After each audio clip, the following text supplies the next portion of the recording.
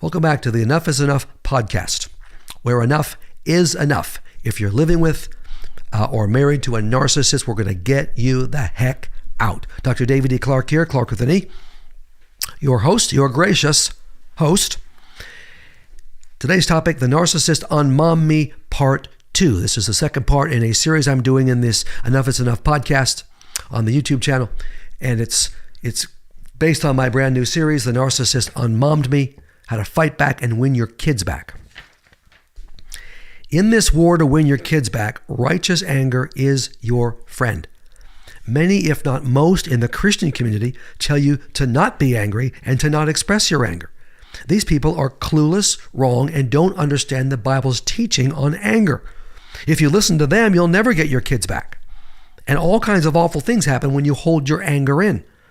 In this video, I explain the importance of anger in your parental alienation war and how to tap it and express it. This video is based on my brand new video series, The Narcissist Unmommed Me. It's available only on my website, daviddclarkphd.com, Clark with an E. Okay, today's specific topic. Do not stuff your righteous anger at your kid. In this alienation nightmare, it's perfectly healthy and normal to be angry at many persons, frankly, and God expects you to be. Satan, for masterminding the whole operation because he's behind the whole stinking mess. The sleazeball narc, of course, for brainwashing your child and weaponizing your child against you. Certainly should be angry at him, furious. You won't share it with him, but you'll be angry. All those who side with the narc and are still friendly and nice to him. This man who has turned one of your kids or all of them against you. These are idiots and abusers themselves, have nothing to do with them. In fact, in one of my videos, I talk about just cutting these morons off. They're worse than morons, they're abusers. All those stupid, apathetic, callous morons in our joke of a legal system as well. You're going to be angry at them. Boy, the stories I hear. I've written a book called, what's the name of that book? Oh, yes, Escaping Your Narcissist. Thank you, Phil Dugas. And this is all in the legal process, all of the stories I hear, and many of them are in this book. What a joke of a legal system. You're angry at those people too, and you should be. Now, it's also perfectly healthy and normal and necessary to be angry at your child. But while it's easy to be angry at others in this war for your kid, it's not easy to be angry at your kid. You're trying very hard to not be angry at your kid, the kid who is abusing you and rejecting you.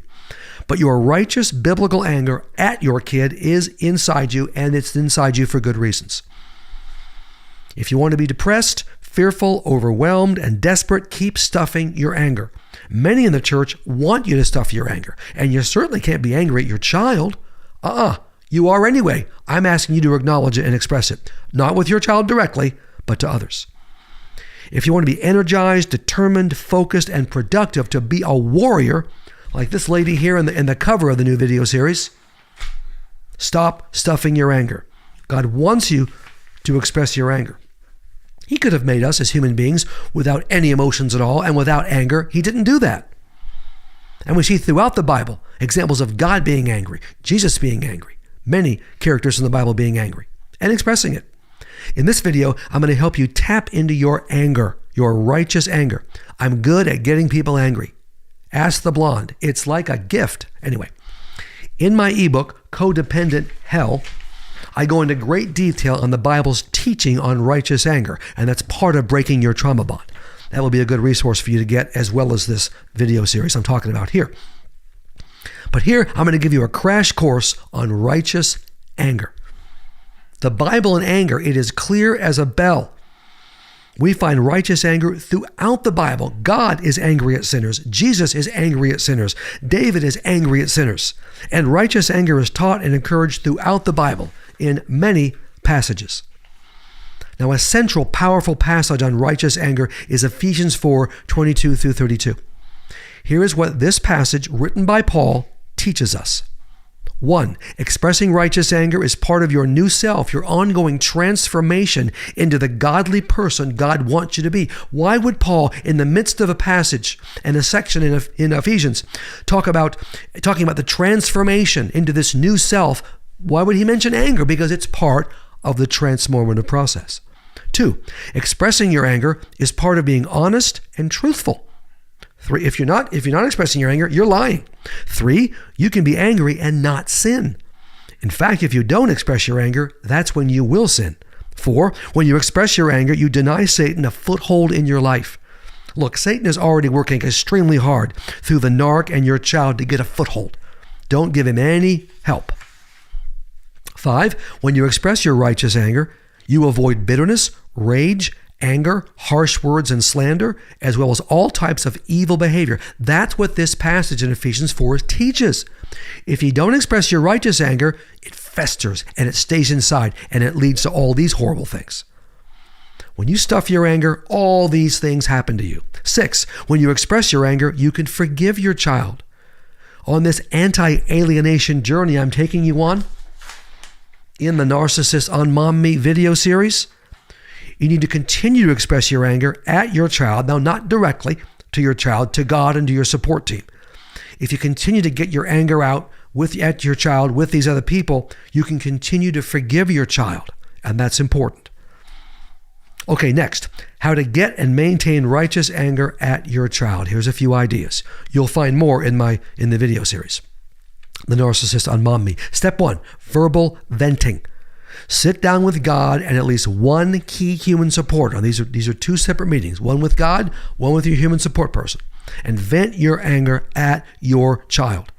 Put your child, this is a psychological tool I've used for years in my private practice. You put your child in an empty chair, all right?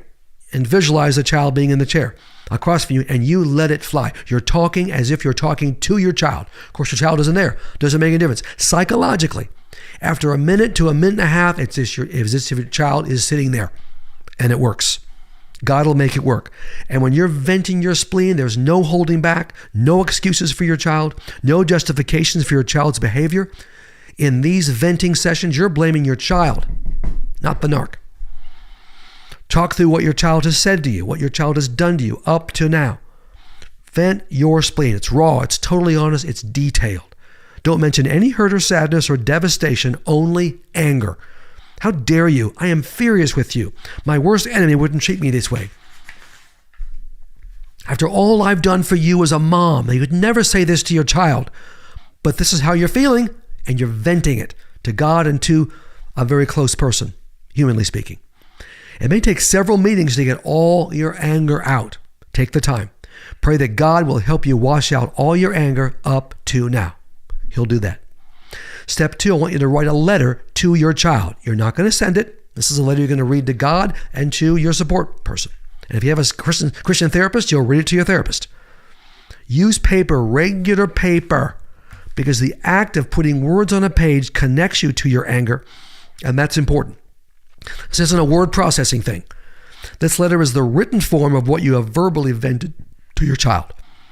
Just as you don't verbally vent to your child, okay, you're not going to send this letter, but you're going to write it all out.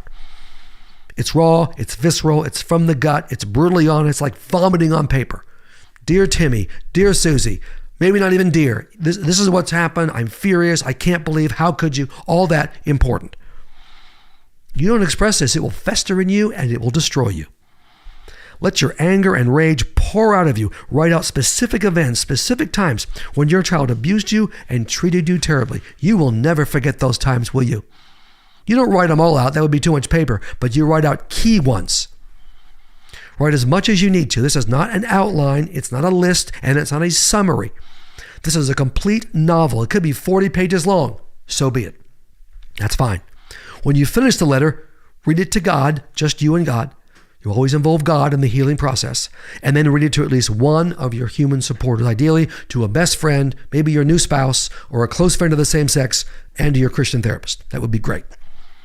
When you have read the letter in these meetings, burn the letter to embers. Don't shred it, burn it.